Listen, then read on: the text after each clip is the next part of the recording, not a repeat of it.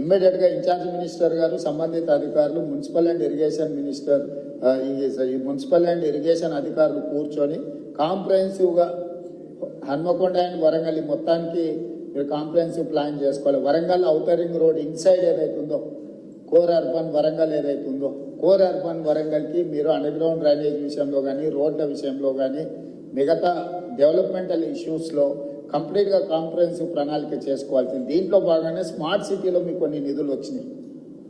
మీరు కొంత దూరం స్మార్ట్ సిటీలతో నిధులతో కట్టేసి అక్కడ వదిలేసింది. మీరు అట్లా వదలడం వల్ల ఇంకా పెద్ద సమస్యగా మారుతున్నది. సో స్టేట్ గవర్నమెంట్ నుంచైనా ఏం కావాలనో శ్రీదేవి గారు, మీరు ఆ స్మార్ట్ సిటీలో చేయంగా మిగిలిన పనులు ఏం చేయాలనో కూడా దానికి ఒక నివేదిక తయారు చేయండి. మనం అవసరమైతే ప్రత్యేకంగా బడ్జెట్ ఇచ్చి వరంగల్ మీద ప్రత్యేకంగా ఫోకస్ పెడదాం. పనులు మాత్రం వదిలేయడానికి వీలు లేదు. స్మార్ట్ సిటీలో తెచ్చుకోండి. బ్యాలెన్స్ వర్క్స్ ఏవైతున్నాయో ఖచ్చితంగా స్టేట్ గవర్నమెంట్ నుంచి మీరు ప్రపోజల్ ఇవ్వండి. Government is here to sanction all those ఏవైతే సమస్యలు ఉన్నాయో వాటికి సంబంధించి. అదేవిధంగా ఇప్పటివరకు ఆ స్మార్ట్ సిటీలో మీరు ఫండ్స్ క్లెయిమ్ చేసిందా చేయలేదు, ఎందుకంటే లాస్ట్ టైం ఎక్స్టెన్షన్ తీసుకొచ్చినాం 1 year వరంగల్ స్మార్ట్ సిటీ.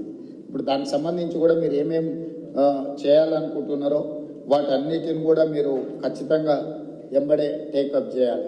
ఈ మీటింగ్ అయిన తర్వాత నేను ఫస్ట్ కలెక్టర్స్ రివ్యూ మీటింగ్ పెట్టుకోండి. డిపార్ట్మెంట్ హెడ్స్కి నేను సూచన ఏం చేస్తున్నా అంటే, head of the department, Panchayati Raj principal secretary, irrigation principal secretary, MAUD principal secretary, ఇక్కడ ఆల్మోస్ట్ అందరు ఉన్నారు. ఫస్ట్ మీ లెవెల్ ఒక రివ్యూ తీసుకొని గ్రౌండ్ లెవెల్ ఒక కోఆర్డినేషన్ ఆఫీసర్స్తో ఒక కోఆర్డినేషన్ ఆఫీసర్స్ కమిటీని ఇచ్చేసి వాళ్ళు కలిసి ఫీల్డ్ విజిట్ చేయాలి.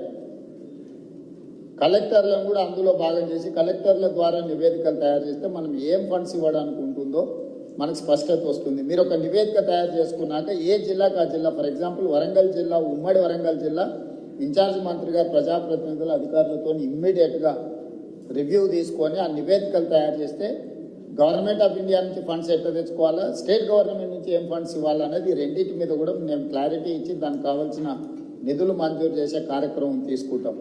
ఇక ముందు ఈ క్లౌడ్ బస్ట్ అనేది పర్మనెంట్.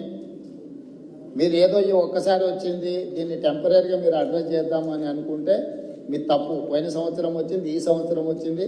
మీకు కోవిడ్ తర్వాత క్లైమేట్ చేంజెస్ జరిగినాయి. ఇంకా రెగ్యులర్గా మనం ఈ ప్రాబ్లం ఫేస్ చేసేది ఉంటుంది. కాబట్టి ఈ ఇష్యూస్ని పర్మనెంట్గా ఎట్లా అడ్రస్ చేయాలనో మీ దగ్గర ప్రణాళిక ఉండాలి. అంటే రిసోర్సెస్ అంటే ఫండ్స్ రిసోర్సెస్ ఎట్లా మనం చేసుకోవాలి, యాక్షన్ ప్లాన్ ఎట్లా చేసుకోవాలి, మీ దగ్గర అందరి దగ్గర కూడా నివేదికలు పెట్టుకొని చేసుకోవాల్సిన అవసరం ఉంది. దీని మీద ప్రత్యేకంగా దృష్టి పెట్టండి. ఎవరైనా అధికారులు ఉన్న నెక్స్ట్ 10-15 days అన్ని సెలవులు రద్దు చేయండి. క్షేత్రస్థాయిలో నివేదికలు తయారు చేయండి. ప్రభుత్వం వైపు నుంచి మీకు పూర్తిగా సహకారం ఉంటుంది. ప్రజాప్రతినిధులు ఇచ్చే నివేదికలను కూడా పరిగణలోకి తీసుకోండి. ఫీల్డ్లో మీరు క్షేత్రస్థాయి నివేదికలు తెప్పించుకొని తక్షణం దీని మీద చర్యలు తీసుకోవడానికి అవసరమైన ప్రణాళికలు చేస్తే నేను మళ్ళీ అన్ని జిల్లా కలెక్టర్లతోనే హైదరాబాద్ స్థాయిలో నేను మళ్ళీ రివ్యూ తీసుకుంటాను. Aravind, next 1 week, after 1 week, ask them to come with reports. టోటల్గా ఆయా జిల్లా నివేదికలు మీరు తెప్పించుకొని మీరు అంతా చేసిన తర్వాత నాకు ఒక రిపోర్ట్ పెడితే దాని మీద గవర్నమెంట్ ఆఫ్ ఇండియా నుంచి ఒకవేళ ఏమన్నా వాళ్ళ కమిటీని ఎవరినైనా ఇన్వైట్ చేయాలన్నా లేకపోతే మనమే వెళ్ళి నివేదిక చేయాలన్నా ఏం చేయాలని దాన్ని చేద్దాం. రెవెన్యూ మంత్రి గారు మీరు పర్సనల్గా దీన్ని దృష్టిలో పెట్టుకొని చేయాల్సిందిగా కోరుకుంటున్నాను. ఆర్ఎన్బి పక్క నుంచి చెప్తుంది, ఆర్ఎన్బిలో చాలా రోడ్లు డ్యామేజ్ అయినాయని. ఆర్ఎన్బి అధికారులు వికాస్ ఆర్ఎన్బి నుంచి ఏముందో మీరు స్పెషల్గా ఒక ఆఫీసర్ని చేసి దీని మీద కంప్లీట్గా నివేదికలు తెప్పించండి. లోకల్ ఏ ఇష్యూస్ ఉన్నా కూడా ఒకసారి దీన్ని టోటల్గా నివేదికలు తెప్పించి పనులు పూర్తి చేయాల్సిందిగా కోరుకుంటూ, అధికారులు ఎవరు నిర్లక్ష్యం వహించినా ప్రభుత్వం దాన్ని సీరియస్గా పరిగణలోకి తీసుకుంటుంది. దయచేసి నిర్లక్ష్యం అనేది వదలండి, క్షేత్రస్థాయిలకు వెళ్ళండి. కలెక్టర్లు కూడా ఫీల్డ్ విజిట్లు చేయాల్సిందే. నేను కలెక్టర్లు చీఫ్ సెక్రటరీ గారు కూడా చెప్పిన, మీ ఏసీఆర్లో రాసినప్పుడు మీ ఫీల్డ్ విజిట్స్ కూడా వన్ ఆఫ్ ద క్రైటీరియా. మీరు అనుకోవచ్చు ఫీల్డ్ విజిట్ చేయకపోతే ఎక్కువ అయితే ట్రాన్స్ఫర్ చేస్తారని.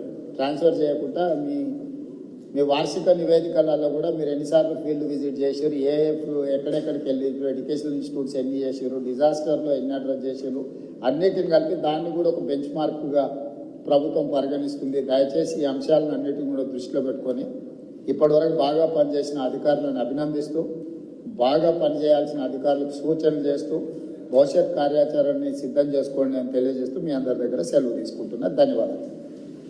కలెక్టర్లు, R&B, పంచాయతీ